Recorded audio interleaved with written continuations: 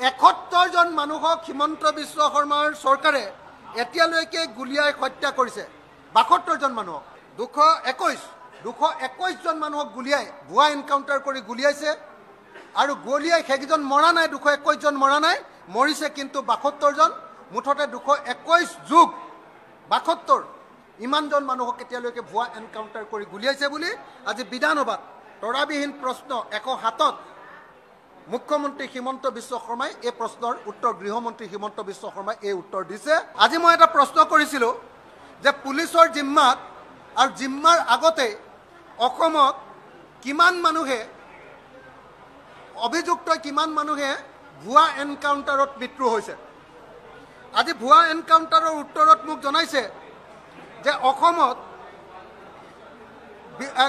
BJP চৰকাৰ অহাৰ পাছত 21 হিমন্ত বিশ্ব শৰ্মা অহাৰ পাছত এতিয়ালৈকে 28 জন অভিযুক্তক জিম্মাত হত্যা কৰা হৈছে আৰু জিম্মাত লোৱাৰ আগতে 34 জনক হত্যা কৰা হৈছে। অৰ্থাৎ 71 জন মানুহক হিমন্ত বিশ্ব শৰ্মাৰ চৰকাৰে এতিয়ালৈকে গুলিয়াই হত্যা কৰিছে। 72 জন মানুহক 72 মানুহক ভুৱা এনকাউণ্টাৰ কৰি হত্যা কৰিছে। এই কথাটো আজি এই প্ৰশ্নৰ উত্তৰত জানিবলৈ দিছে। 72 জন মানুহক হিমন্ত বিশ্ব শৰ্মা চৰকাৰে ভুৱা এনকাউণ্টাৰ কৰি হত্যা কৰিছে বুলি আজি জানিবলৈ দিছে। আৰু এনকাউণ্টাৰ কৰিছে, গুলিয়াইছে, কিন্তু মৃত্যু হোৱা নাই। তেনেকুৱা অভিযুক্তৰ সংখ্যা হ'ল 181 জনক গুলিয়াইছে আৰু তাৰপিছত আকৌ গুলিয়াইছে 40 জনক। 181 যোগ 40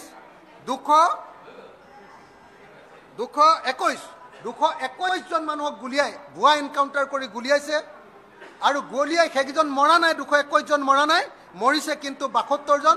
মুঠতে 221 যোগ 72 ইমানজন মানুহক এতিয়ালৈকে ভুৱা এনকাউণ্টাৰ কৰি গুলিয়াইছে বুলি আজি বিধানসভাত তৰাবিহীন প্ৰশ্ন 107ত মুখ্যমন্ত্ৰী হিমন্ত বিশ্ব শৰ্মাই এই প্ৰশ্নৰ উত্তৰ গৃহমন্ত্ৰী হিমন্ত বিশ্ব শৰ্মাই এই উত্তৰ দিছে আৰু এই উত্তৰ আপোনালোকক সকলোকে ৰাইজক জনাবৰ কাৰণে মই আহ্বান জনাইছোঁ। ধন্যবাদ।